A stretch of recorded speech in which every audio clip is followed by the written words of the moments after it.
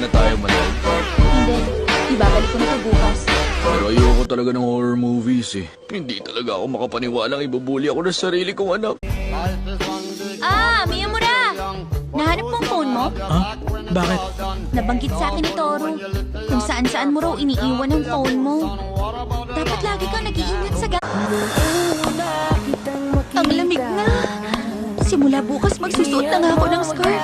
Sigurado ako mas lalamig pa mamayang gabi.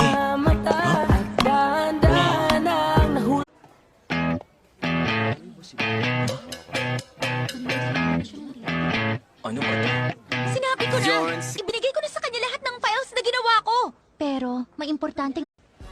Seryoso ba? Si Hori ng class 1? Ang akala ko single pa siya. Hori?